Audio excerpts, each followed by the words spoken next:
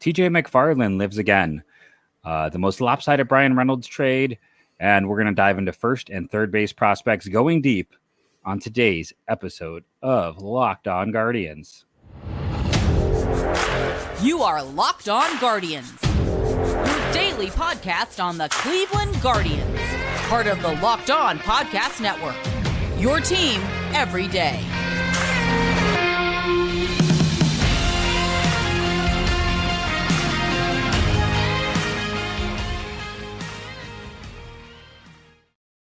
Hello, everyone, and welcome to the show. I am Jeff Ellis, one of your two co-hosts of Locked On Guardians. I want to thank you for making Locked On Guardians your first listen today and every day, wherever it is you get podcasts. I just noticed I'm like Locked On here. Before I became a Locked On chill, now I love it here. It's not chilling. It's a fun job. I'm happy to have it. I wrote a lot of different places, mostly about the draft and prospects in general.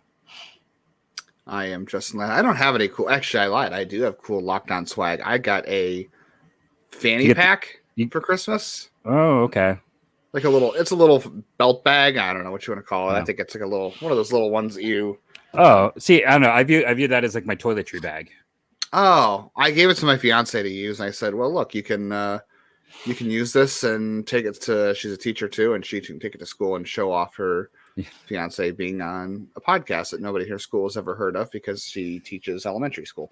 Mm-hmm. So, yeah, they haven't heard of me there, but maybe you've heard of me from other random places, the News Herald and the Morning Journal. And then I was the editor of Guardians Baseball Insider. And if you haven't heard, RIP. And now I'm the founder / writer, creator, whatever, of the Next Year in Cleveland newsletter. You can find that on Twitter at Next Year in CLE, and I'll write out prospects there this coming year on my own. Yep, make sure to check that out. And if you like the content you're getting here, I don't know why you wouldn't subscribe to that. Now, speaking of things you have to subscribe to, awkward connection there, but The Athletic. Listen, I rip on Jim Bowden all the time. It is a pet thing I do, but I do have to give the man credit. Right now he's doing more writing about the Cleveland Guardians than 90% of the beat writers for the Cleveland Guardians. He does that for a lot of teams. He might have his issues, but he's a content machine. He's someone who actually writes, and he worked with the Pirates guy to take fan related trades. Some of those in there are a little ridiculous, including Cleveland's, but we thought we'd comment on it. The Cleveland trade offer very clearly came from a Cleveland Guardians fan, saying there'd be a perfect fit and that Cleveland would trade Will Brennan to kind of fill in right away. And say, I gotta read the exact wording from the Cleveland fan. The Guardians are the best trade fit and are a center fielder away from getting over the hump, which again, Reynolds isn't really a center fielder. Will Brennan and Cody Morris are immediate plug and play guys who can grow on a similar timeline. Brennan can go immediately into center, while Morris has swing and miss stuff their bullpen needs. Bullpen's actually not halfway bad. Tanner Birds could start the year at Double A, and Jonathan Rodriguez, not on Pipeline's top 30 list, is an intriguing switch hitting prospect who put up impressive numbers at High A. He appears to be a good athlete with a large frame. That's already wrong because Rodriguez hasn't been a switch hitter in 3 years, 4 years now. He is right-handed only. Look, Burns and Rodriguez, nothing. That's filler. That's nothing for this trade. I don't know if either of them will make my top 30. If I'm being honest, no. I'm still going through my personal top whatever. I'm just ranking the prospects I think deserve like full scouting reports, and I'm down to like in the 50 range, and I have not gotten to Rodriguez at all, despite the fact that he had home runs last year. And Tanner Burns hasn't been healthy. He wasn't healthy in college. No, he can't maintain velocity. He's a reliever. There's no pathway to starting. There's just those two in this trade make nothing. So basically, it's the Pirates getting Will Brennan and Cody Morris. And as much as I like Will Brennan almost as much as anybody that doesn't have the last name Brennan, this trade is not enough. And I don't even want to trade him. Truthfully, I don't want to trade Will Brennan. But this trade is very, very fan oriented, and I can't imagine the Pirates would do it. But if I'm Cleveland, I'm also looking to trade a different package of players here too, because Brennan and Morris are guys that can help you at the big league level this year. They need to clear out guys that cannot help them at the big league level this year, quite frankly. I mean, you could conceivably say trading Brennan or Gonzalez this year makes sense if you're upgrading the outfield, but they need more to do with clearing guys out from the minors that aren't going to help them. And that doesn't include filler like Burns and Rodriguez, who don't have any value. The Pirates have like zero needed shortstop either. So that's one of those things. When that's another problem. Yeah, it's not an ideal. But yeah, it was just kind of funny. And then I thought the response from both the Pittsburgh person and Jim Bowden were funny because listen, I've said Morris is more than likely a reliever due to health concerns. He just hasn't shown he can stay healthy. But like everyone treated him like he's just always been a reliever. I'm like, that's not really the. All it takes is one healthy year. We'll have to see what goes. Yeah, but yeah, I thought it was kind of funny. I think my big takeaway going through it is that the Mariners really maybe could have the most interesting trade offer. The article in itself is extremely inconsistent. Kyle Harrison is a really interesting left-handed pitcher from the Giants, but for Bowden to make a deal, say that he wouldn't trade Harrison for Arnold straight up, but to be okay with trading Kalenic and Matt Brash and George Kirby after the year George Kirby had. Saying, I get the idea of like, well, they might try to convince you on a lesser pitcher, but I would do it. It's like George Kirby should be the untouchable guy after the year he had this past year, proven in the big leagues. It's a typical Bowden inconsistencies kind of pop in there. But again, credit to him for putting out work and doing his thing. Did you see real quick? Did you see the Marlins offer? By the way, it is. Woo! It is. Was that the one that's from a Pirates fan? It's bad. It is by far the worst trade in this grouping. I would not touch that trade at all. I don't think Bryan Reynolds is like, he might be like a borderline all-star some years, but not every year. And I think he's already peaked, but man, the Marlins trade is the worst by far. Like it's not even close. Wow, Max Meyer before his health issue, like would have made that at least interesting. Yeah. But it's health issues. I don't know. What was the Khalil Watson, Dax Fulton, and Victor Mesa Jr. And Victor Mesa Jr. isn't in anybody anymore. I know he was once big, but it's the same thing. We're seeing the Jason Dominguez overhype right now. The kind of, if you listen to this show for any length, like I got to see a guy prove it. We've seen too many. I mean, Victor Mesa was Jason Dominguez to a degree before Jason Dominguez. So let's stop acting like a guy who's excelled in A-ball is going to not even excelled. It was solid in A-ball is going to be Mickey Mantle. Let's quickly. TJ McFarland signed a minor league deal today with the Mets, who collect Guardians. You're like, why are you talking about TJ McFarland, a 33-year-old lefty? He is kind of a fascinating link in Cleveland Guardians history. 4th round pick from the 2007 draft, which, if you didn't know, the 2007 draft is an all-timer for awfulness. That is Bo Mills in the 1st round over Jason Hayward and several other players. TJ McFarland is the only player, I believe. Oh, no, I'm sorry. Josh Judy, who got 12 games in the big leagues, is the only players they drafted and signed to make the big leagues from that class. It's a net negative WAR draft where they had a top 13 pick. Like this is easily a bottom 20 draft ever. And I believe this is also the first draft ever televised.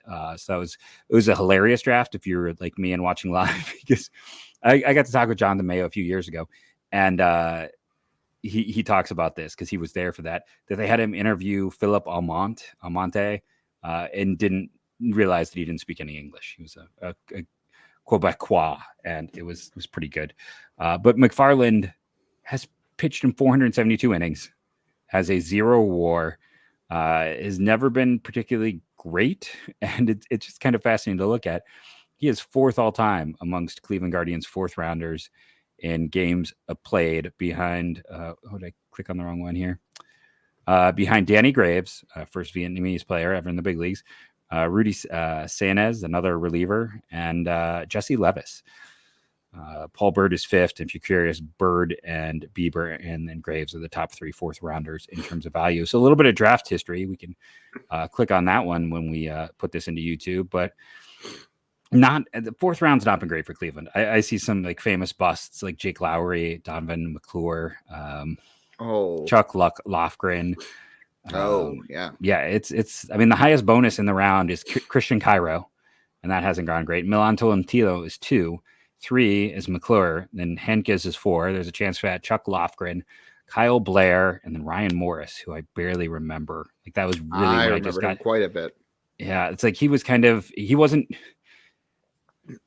good, and I got into writing in 2007. So like that's what I kind of remember about Ryan Morris. Like he had more name value than production value, but I don't know. That's definitely a So Sam Hench is going to be the best in that round. well Bieber. Oh yeah, okay, Beaver. Yeah, So you got Bieber, Bieber, Danny. Like I said, the WAR. Doug Drabeck, who they didn't sign, by the way, in 1980 has the highest WAR. He has almost as much WAR as Bird and Bieber combined at this point. Bird, Bieber, Danny Graves, Rudy Sanchez, who was a solid reliever, Jeff Baker, who bounced around, who I believe didn't sign as a utility guy, then Jesse Levis. And then it's been reliever city, Kyle Crockett, TJ McFarland, Ernie Clement, Travis Driscoll. I know Clement isn't a reliever, but I had to talk about him. he did pitch this year. What or last? Actually, yeah. I mean, I was a Jordan Brown believer, so it kind of pains me to see him in there. That was one of those guys. He's still around. Yeah. No, not that Jordan Brown. This is first Oh. baseman, light hitting first baseman Jordan Brown. Yeah, 2000. Yeah. Okay. Wow. Yeah. No, not the very different types. No, he I don't know. He hit like 333 that year in AAA, and I was like, sign me up. Why is this guy not in the big leagues? I mean, go look at his 2009 season when he was 25. But I mean, he hit in 2007. Like he had some good production. I wasn't that insane. I mean, especially if you're a longtime fan like us and you covered that team, you know how bad the minors were. But things that are not bad.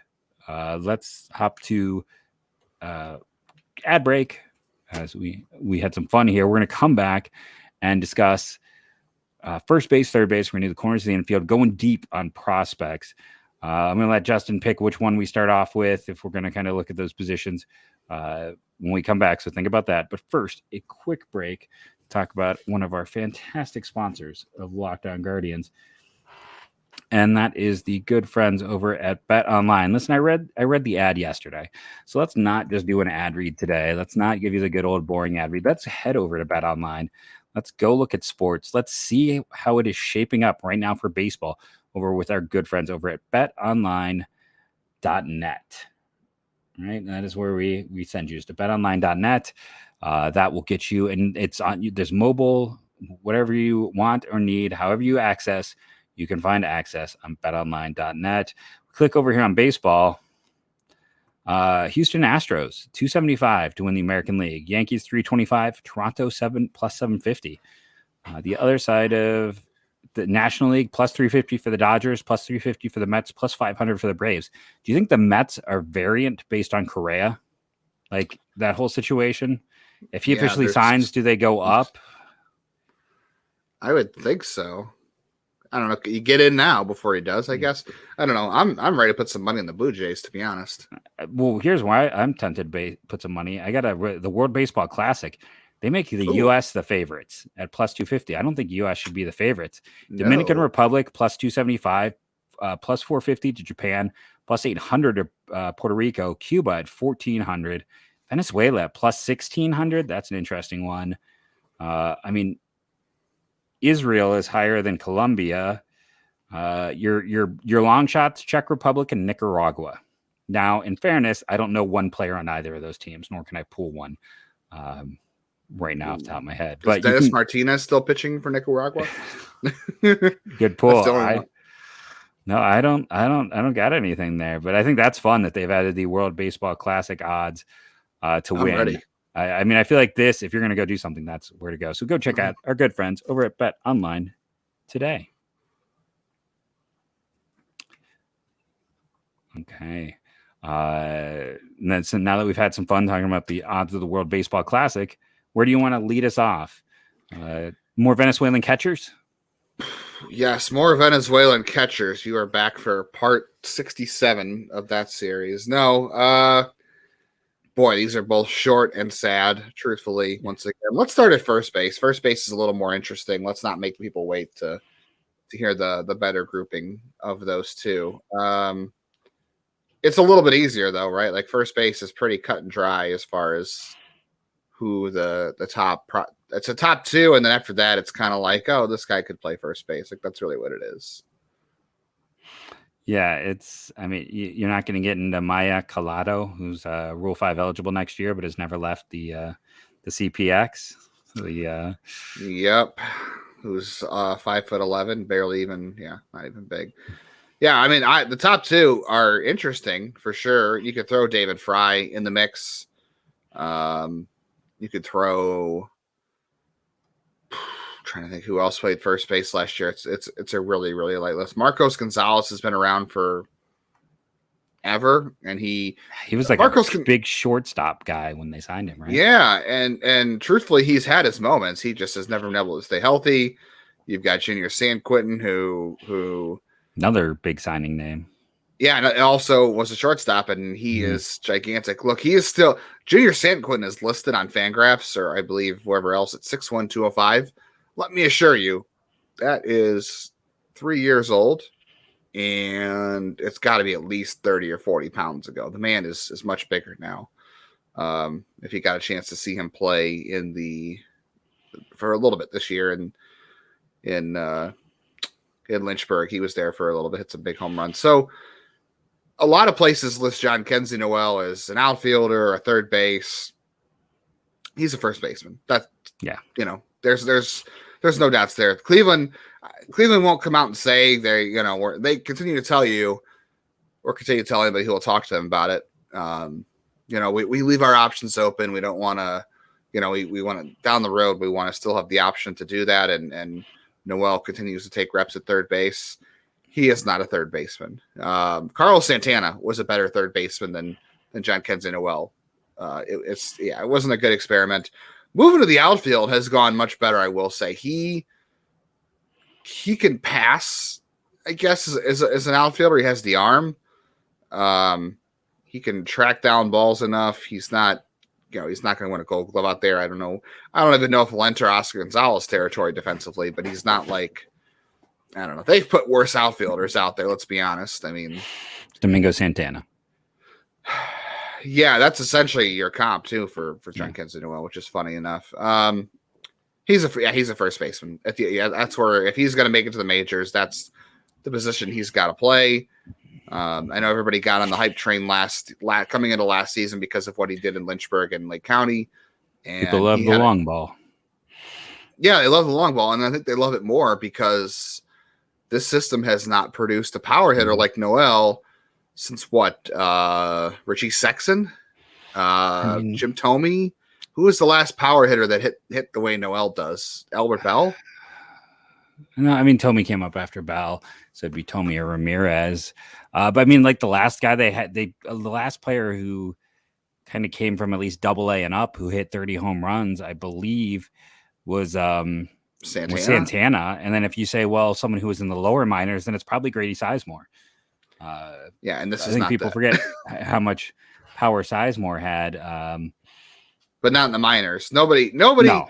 They have not had a power prospect in the minors like this. It's Russell Branyan and Scott Morgan and Danny Peoples. And if you're like who, it's kind of like, well, yeah, that's what exactly. Like I've talked about my love of those old like scouting manuals, and I probably still have it somewhere, unless like we did go through. Okay, so I cleaned out my old bedroom at one point in time. It became my kids' room when we visit. And I had stacks and stacks of Nintendo Powers. You want to go back? And I also had like I kept everything because I would go back and look at them. But I wish I could find that like Athlon list that had like the top 50 power hitting prospects in the game. Derek Lee, I remember, was number one when you still at the Marlins. And Scott Morgan, Danny Peoples, and Russell Branyan were the Guardians' three guys. And I would love to look at that list and see how much bust rate that was, because we sometimes get a little too obsessed with power. Yeah, Scott Morgan doesn't resonate with me, but Danny Peoples, I definitely do remember that from that time a little bit. But yeah, I mean, Noel's still young. He's 21. He'll play most of next season at the age of 21. He'll turn 22 in July next year. I don't feel like the swing and miss is at a point where he can control it in the majors. I have a lot of doubts about his pitch recognition and hitting breaking stuff, be able to hit breaking stuff. And the patience goes back and forth. I think a lot of it for me is just I think he can hit mistake off speed stuff in the zone, I don't think he can control himself from swinging at good breaking stuff out of the zone at the major league level. So I know people, like I said, people fell in love with him last year because he was hitting 450 foot, 500 foot home runs in Lynchburg, and he went to Lake County and he hit really well there. But he didn't have a good on base percentage in Lake County this past season, and that's where I saw him struggle at breaking stuff the most. And he got better, I suppose, in Double A because people said, "Oh, well, the pitching's better, so guys are in the zone more. He'll be a little more disciplined." But I just don't see him hitting good breaking stuff at the major league level. So I've kind of really fallen back down with him. I mean, the power's there. There's no doubt the power is there. It would be great to have somebody of his ilk, and he's only 21, so he could be a power. Hitters always take the longest to develop, right? That's those are the guys that catchers and then power hitters, right? So those guys tend to blossom if they're going to at later ages sometimes, but I don't know. At the moment, I am sitting on kind of a right-handed Bobby Bradley with Jhonkensy Noel. That was the last one, the most recent example that you can point to that didn't pan out at the major league level. Yeah, no, I mean, as much as I hate that, it's like you're right. The one thing I think is that saving grace, and the one problem this year, it's really hard to evaluate him because it was such a stratified year, like 67 games in Double A. People are always quick to point out, hey, the walk rate is up and the K rate is down, but it's really too small of a sample size to really say is the problem. Right. And it's also the weird time of year where the best guys have been promoted. So he is coming up in the wave with the guys he's dominated against. So I would argue this is the year for him. Like, as a guy who is entering his second year on the 40-man, it's weird to say this is the year, but I could see he's got to build on what he's done. And if he does more of what he typically has shown, I'm with you. I think he is more Bobby Bradley, and we can kind of move off that train. If he can cut down on the K rate, increase the walk rate. But I have a sinking feeling that, like, yeah, he went up leagues. There's basically, by the time he gets to Double A, the elite guys have moved up to Triple A. What's left is the so-so guys and then the players that move up. Like, he's not facing people sometimes make too big of a deal about that performance in Double A when you have to remember the elite of the elite has already moved on. Like, the guys, if Espino was healthy, he's not there at that point in time. Like, that's how this goes. So I think sometimes you also have to look at the backstories. And also against right-handed pitching, not quite as good either. Statistically, that's an issue. I will say he only faced 9 pitchers younger than him all year. So a lot of older competition. That is a good thing for sure. It's one thing to be at least look on the optimistic side about, but you're absolutely right. I mean, guys have already moved up by then, and I don't know. Like I said, guys like this tend to bloom a lot later, and yeah, I don't see. Yeah. I don't see more than a platoon first. He's probably going to be in the teens for me because the power is interesting. He's done enough, but he's probably closer to like 18, 19 when I sit down and do a list than top 10, where I know a lot of other people will put him. Because it is. Yeah, Bobby Bradley is a really good comp. It's all power and nothing else. And that was always my concern with Bradley. It's better power than Bradley had. I mean, he's a grade higher, but there's a good chance it's Chris Carter or John Singleton. Though Singleton's a great defender, so maybe just Chris Carter. Yeah, Chris Carter is a good comp there. I don't even know if I have him in my top 20 right now. I think the system is so good that you're banking on a lot of potential. And maybe I shouldn't be so low on him already because, I don't know, do you start him in AAA next year? That's another question. Like, I'd probably start in AA. Yeah, he only played 67 games in AA. He got to AAA for a little cup of coffee at the end of the year. I guess you probably put him back in AA, but the fact that the other thing too that drives the value down. I mean, really, you're looking at power for Noel. It's power and nothing else. There is nothing else out there that he is going to add to your value to your team. He's not adding base running. He's not adding fielding. It's pretty much he has to hit 30 home runs or the value just isn't there. That makes him a high probability of being a very below average regular with a lot of strikeouts. And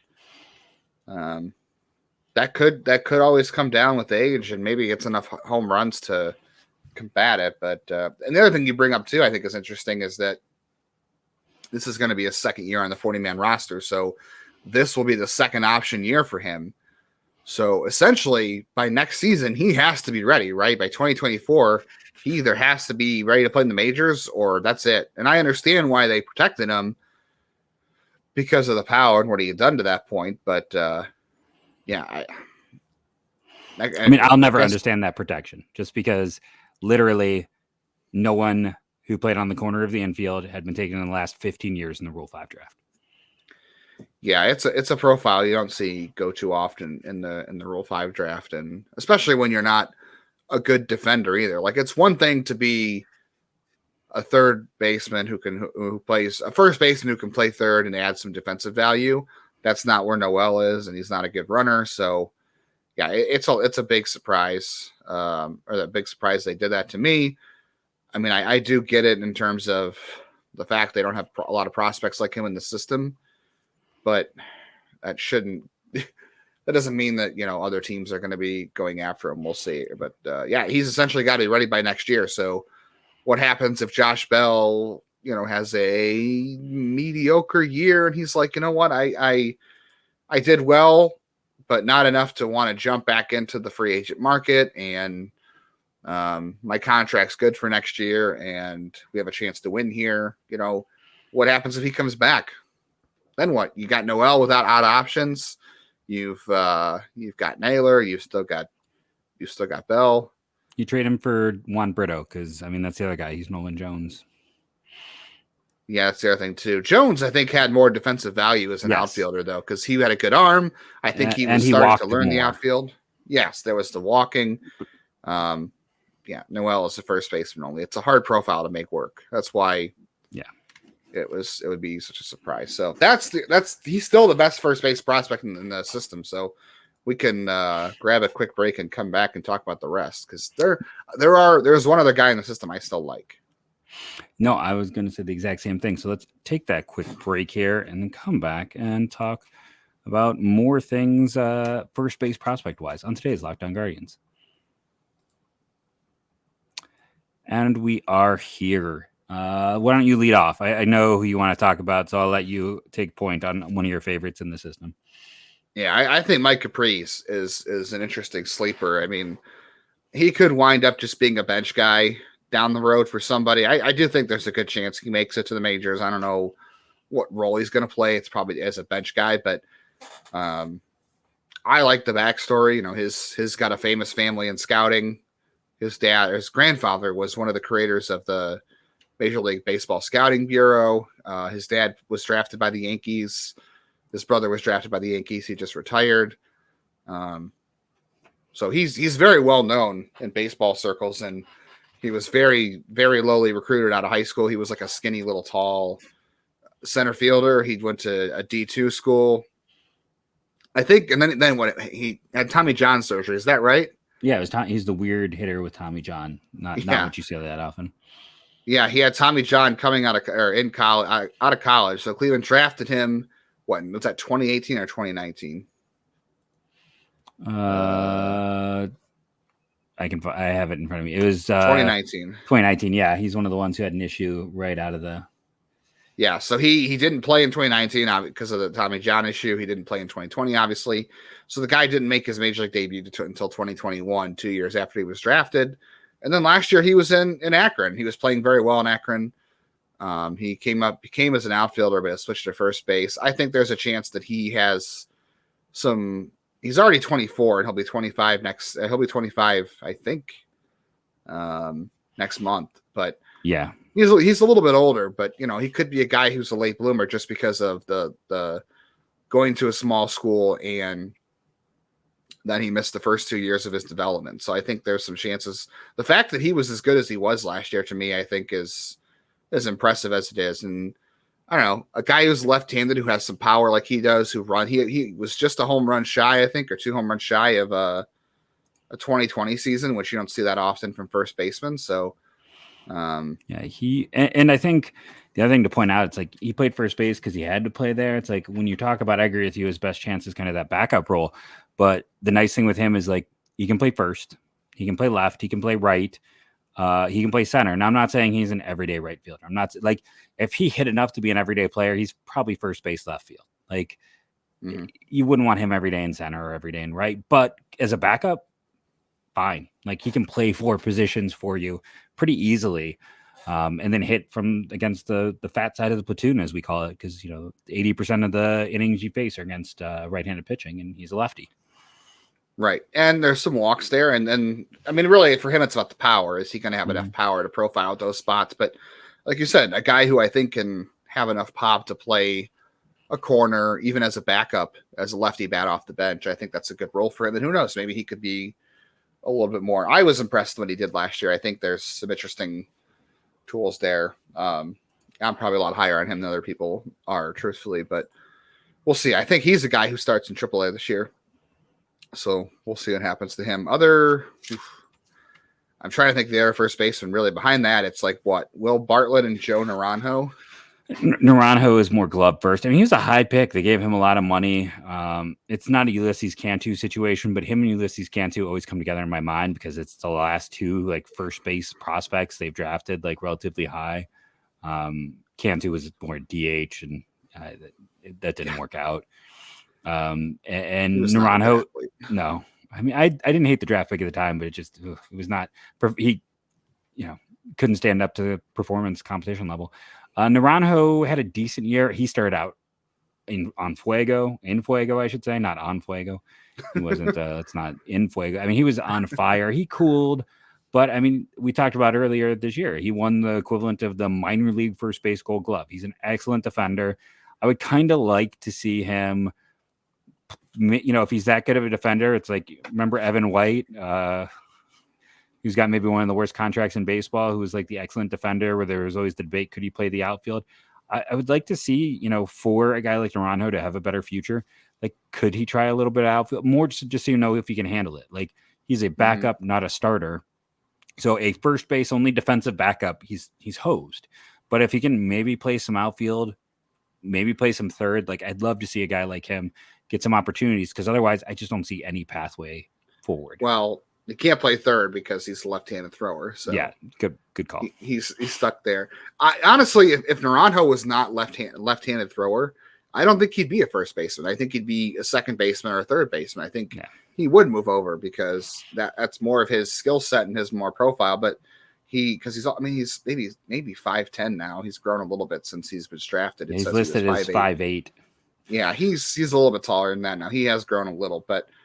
Yeah, he's only a first baseman because he throws left-handed. So I agree with you. I think he's trying the outfield probably would help a little for his profile in the future. But I know him and Micah Pries hit the same amount of home runs last year, but I don't think Naranjo has the kind of power that Pries will or can. I don't know.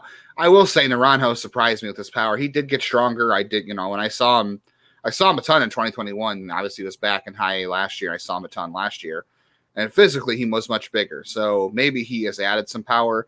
He kind of became a 3 true outcomes guy. Like remember the profile on him when he was drafted was the Jake Bauers comp. Like he was essentially he was hit tool right. First. You're hoping for like a 60 hit tool and then 50s across the board if you're lucky, which is very right. Jake Bauers. Yeah, it was a good version, not like what people are used to. Like when he was a top 100 prospect, Jake Bauers.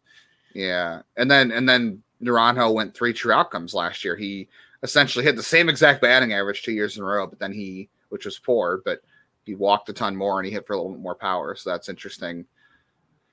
Yeah. I don't know.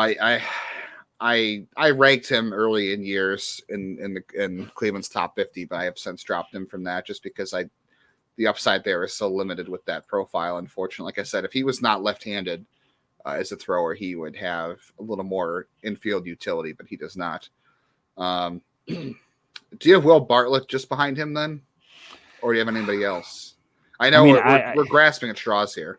Why don't we're at about 35-minute mark, so why don't we call this one a show? We can kind of dive a little bit more into a few of these names, but yeah, I'm kind of, we'll discuss a few more guys here, but we're going to call this, not only we've talked about kind of the central pieces, we're going to call it a show. I want to thank you for listening, rating, and reviewing. Downloading it helps. We are getting closer and closer to 2K on YouTube, which would be great.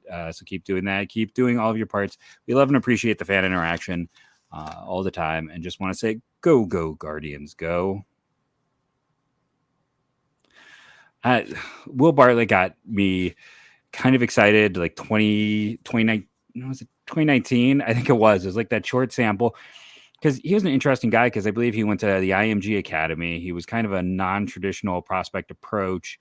I was like, there was some chatter that maybe, and that's the thing. He's another, that 2019 draft class got screwed. Like they got horribly, horribly screwed. It's like by the time they came back, it's like someone like Will Bartlett, he's way down the line. He's not hitting enough. He never even got that chance. There was some talk he might get a chance to play catcher. It's kind of like there was always talk about Will Brennan's a 2019 draft guy. And there was chatter that he might, he was drafted as a two-way guy. It's like, if there is no COVID, does Will Brennan get developed as a two-way guy? I think he could have. I honestly think Will Brennan could have pitched as a lefty in the big leagues. I'll stand by that. I'm not saying he would have been great, but like just the depth. Think about the low bar for lefties. Okay. Like, and Brennan was no slouch. So he's another guy. Like Bartlett needed the chance to be a catcher. I was intrigued when he had a high walk rate and great on base data. And then he comes back in 2021 and it's very limited. And then last year, he just strikes me as like passive, right? That's a very passive approach, which is what happens when you end up, I mean, you can kind of label something passive when a guy's at a 45% walk or strikeout rate between the two of them. Yeah. I mean, are you talking about Bartlett still? Yeah. Yeah. It's not an exact science. And this is also Scott in the stat line, which I don't encourage, but the swinging strike rate, if you look at Fangraphs, I think if you can double the swinging strike rate and you get to, that's how the strikeout rate you should get to, essentially, I think. He's a little above that. So yeah, I think there is some passivity there. It's not, like I said, it's not an exact science, and I never encourage Scott in the stat line, but like I said before, looking at low A video feeds on MLB TV is pretty awful, but he's got a single digit swinging strike rate, and he is almost in the 30% range for strikeouts. That is passive. That is Nolan Jones passive, especially when you talk about a walk rate that's almost near 20%, and pitching at that level is terrible. So who knows? The power is there. He has not really gotten to it in games as much. I mean, I've seen it when he's connected. It's there. The power is there. He is not an unserviceable first baseman. They tried him in left field early on in 2019. They drafted him, but he's definitely just a first baseman at this point. But he's not unserviceable there. He's 21. I don't know. We'll see. He's got to get to power in games to get there, and he hits a ton of fly balls. So who knows? We'll see. I mean, it's amazing that he hasn't got to more power with how many fly balls he hits. That's the crazy thing. So, and like he changed his approach a bit and became like a dead pull hitter last year, and it still didn't turn into a lot more for him. Yeah, you worry about what that means for him in the future. Yeah, and again, like he got near full bonus. He's a 9th round pick. 9th round, outside of like 99, I believe was a 9th rounder. It's not a great round, because in general, that's often where teams are looking to, like, one can argue the 9th and 10th round are the worst places to find talent, because that's more often where teams are looking to cut deals than anything else. I know maybe we save third base. Is there anything else in this first base grouping? It is, and here, the other thing we should probably say is, like, there's nothing that says a year from now, Oscar Gonzalez can't be a first base DH. There's nothing that says a year from now George Valera can end up a first base DH. I feel like the funny thing with George Valera, obviously we'll talk about it when we get to outfielders, is like how every year the potential positions he can play has shrunk significantly. Like when he was a hot shot, everyone's like, oh yeah, he'll stick in center field. I don't know anyone who thinks that now. And it's been to the point where, like, part of me almost wonders if, like, first base is going to be his optimal position. I'm kind of curious to see. You can always shift players down. Remember, like, Owen Miller, I don't believe played first base until this year. Last year. Like, yeah. It's just it is a position guys can kind of fall into. So honestly, it's the Guardians would draft up the middle talent because you can move off shortstop and play something else. The problem when you're a Bobby Bradley or a Jhonkensy Noel is you got to perform when you're playing first for Bobby Bradley, and there's nowhere to move to. Like you are just. Yeah, well, that's what we talked about before with Marcos Gonzalez moving to first base because A, they just didn't have a spot for him, and B, he kept getting hurt, and he really just made more sense there. Junior Sanquintin has grown a lot since they signed him, so he moved at first base, and that is a guy who was high on a lot of prospect lists, including my own early on, and was a big lesson to me to not rank guys who hadn't been out of Arizona yet, or be careful about that. That's why I don't do it, honestly. But it's like, if you go back, I mean, we talked about yesterday, Jason Churio and Victor Turris both got 1.2 million. Let's see, what is the date on this one? I mean, when Sanquintin signed, he got 1.25. He got more than they did. He was huge. He was the star of that signing class. I mean, and here is Baseball America's report: a switch hitter with a quick bat is expected to provide more value of stick than glove. He can do damage and may end up with plus power. With plenty of strikeouts. In the end, Sanquintin could develop into a 30 home run threat who does his best to provide adequate defense at third, second, or left field. Yeah, and he's at first base now. I don't think he's even playing third base. If he did, it was very. I don't know if he's ever going to make the big leagues. No, he strikes out way too much. The bat, there's no contact there. It's a bad hit tool. And the power has kind of been degraded in grade over time, and it's just, I mean, he had a below league average runs created plus with a K rate over 30. He's honestly more on the cusp of being cut than getting promoted. Like I hope he invested the money he got, but that's also the other thing. Like, always remember that, like, sometimes we put a little too much in. I always joke about Leandro Linares. I was really big on him, and he had a great season where I'm like, oh, he's an interesting pitching prospect.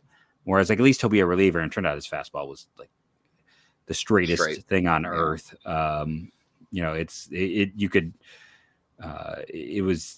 You wanted to draw a line. It was that fastball, and it didn't matter. He threw 99. But I bring this up because he got $1 million. This is a huge, big story. The Guardians signed the other person in the boat with him from Cuba, and no one talked about him for about 2-3 years. And that was Yandy Diaz. So, you never know how it's going to work. I mean, Jose Ramirez was not a big bonus baby. You go back to that George Valera class. I believe Aaron Bracho was the big money guy from that class. I think he was the Ooh, speaking of guys who I hope saved money from their bonus. Yeah. I mean, he's another guy who because Rocchio and Valera are the same class, right? Yes. Yeah. So 2016. Yeah. So all of those guys, it's like, I thought for sure that I gave Bracho, everyone loved him. And even before the start of the 2021 season, I had him on the must protect list because it's been ugly. Yeah, he played some first base last year, by the way. None of it very good. Nothing defensively very good at this point. I wonder if Juan Brito will get some time at first. I feel like he could bounce and play all over. I got to be honest, that second base group is one I'm kind of excited to talk about when we move into it. I understand shortstop is the one that's got all the names. Like that's the one you can do almost a whole show unto itself. But like that second base group is kind of an interesting one in terms of who's listed. I feel bad like dumping third base, not dumping it on the YouTube, but not doing it on the podcast. So maybe we save third. Yeah. It's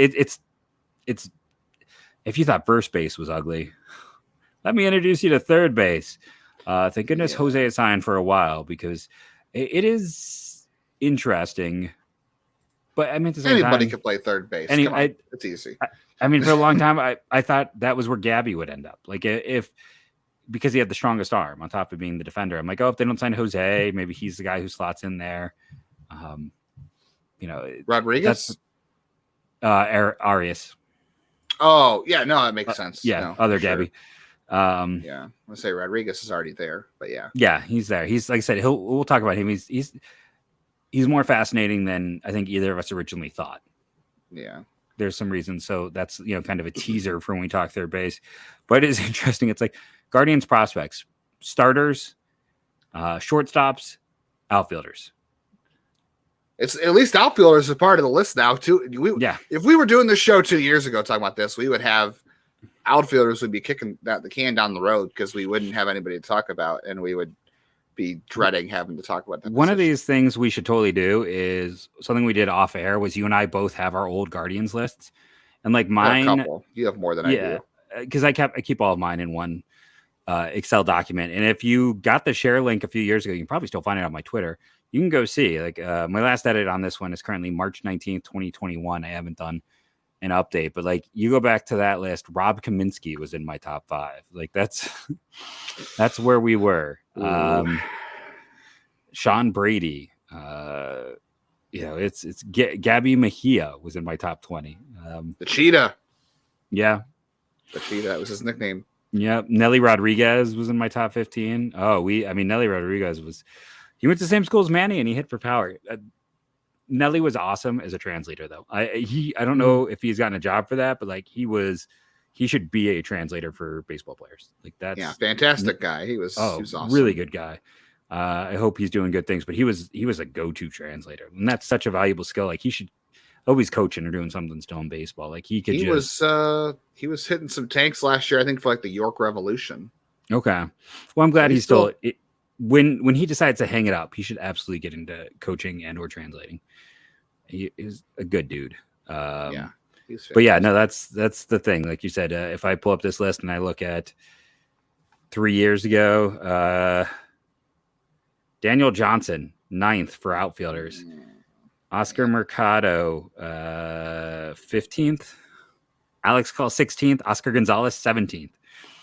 Jonathan Rodriguez was in the 20s. As was Connor Maribel and Will Benson. Yeah, I think that's how. I think new draft picks always end up getting the benefit of the doubt. They're like they haven't failed yet, so guys that are new to the system. You're like, all right, let's have a lot on pipeline. I like Jim Callis and I like Jonathan Mayo a lot, but man, draft picks always end up high on those lists before they've had a chance to do anything. That's why guys like Will Brennan and I'm trying to think who else were late risers on their list, like guys that didn't make their top 30 or top 20 because they kept adding new draft picks. And like you said, 2019 draft class got screwed a lot. So, but they often end up the guys that end up making it from the back half of a draft or the back half. Morris has been kind of slow to get some stuff there, but it's like, we talk about that. It's like, again, we love the work they do, but like Tanner Burns is 17th and you and I talked about you can't, he's higher than Petey Halpin and Will Brennan. Like that means by the logic here, Tanner Burns should have more value than Petey Halpin and Will Brennan. And we know that's just not true. I mean, Jake Fox at 14.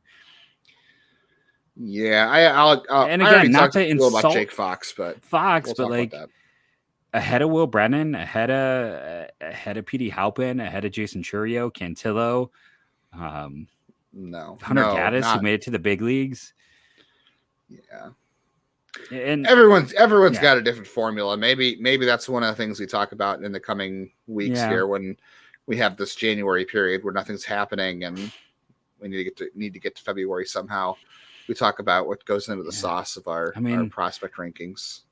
I was trying to think, is Chase DeLauder and Justin Campbell the only guys who made it? No, and Messick and Jacob Zibin. So if they had 4 guys make their top 30, and that's what happens. I mean, that's also the way it goes. I realize we didn't even talk about like the minor league systems that improved the most. We were going to talk about that yesterday. The Guardians made that list. Right. Tanner Bybee was their breakout prospect. And then the prospect that MLB said they're most excited to see was Daniel Spino. It's a lot of kind of rehashes for us. But I'll give you a guy now that should be on that list for next year. I'll give anybody who's sticking around at this point. Well, I'll talk about him in the future, but the guy I would put on there is Nate Furman.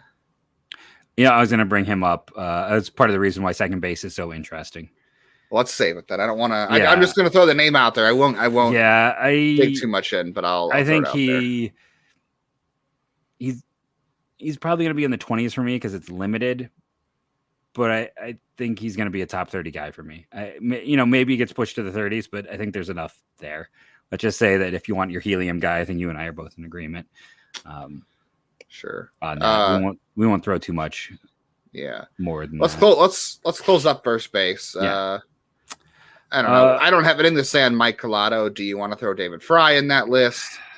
I think we say Fry is he's utility, but I mean, I lean. Yeah. He's if he makes a team, it's going to be because he can mash lefties and catch a little. Yeah. I'm trying to think if there's anybody on this list that I'm missing here. It's not pretty. It's like what, like, I don't know. It's like I was looking at some of the outfielders. I'm like, is Jorge Oscar Burgos Cedeno maybe going to move? Oh yeah, there's part of me is always from the minute they drafted Joe Lampe, and I know this goes against it, but in my mind, Joe Lampe, like, I think is going to play a little first base. And I don't know if he did at one point, and that's why it's in my head. But with that speed, really, I don't know why. I'm not sure why. I have this thought that he's going to be like like Micah Pries. Wow, that would be interesting. Like a guy who could also handle that position as well as others. That would be interesting because he's got a lot of speed. He might be wasted at first base. I don't know. Oscar Cedeno, I mean, he would be. I don't know why. I just, in my mind, for some reason, that has been in my head, and I don't know why. Well, you always got catchers who can move. I mean, David Fry was a catcher and moved to first base. Like you said, Valera, who knows? Why not? Not first base. I mean, not particularly sold on him as an everyday outfielder, especially with his health issues in the past. First base could be a better future spot for him. That's the thing, though, like you talked about with guys signing guys as shortstops or second baseman and then eventually move them to the corners if they outgrow the position or they can't stick. That happened with Bracho. But Bracho got big and came with a lot of pedigree for the hit tool. Everything else, they don't have a lot of other guys like that in the system, truthfully. Like, I'm looking around and I'm like, they keep trying. I mean, Will Benson is such a good defender in the outfield, and he's taking reps at first base, so maybe that's a possibility. Jonathan Rodriguez, I don't believe he's going to hit enough to make enough contact to make it to the majors, but he's got a big arm, but really can't do much else in the outfield. He's a big dude. Could you put him at first base? That's an option. Well, Benson, like we said, yeah, there's really nobody else on this list that can really sit there. Cesar Adrogo. I mean, we're really reaching here. I saw him last year in Lake County for the first time for a few days. He's a big kid now. I would most certainly feel like he should probably play some first base. He actually started out as a catcher, by the way.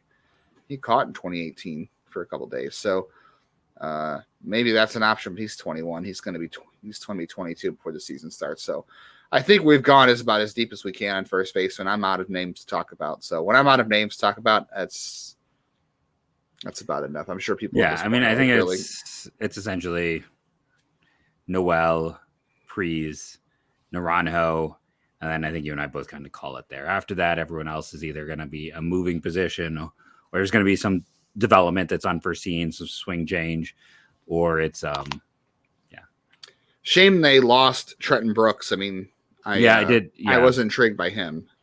He just kept performing.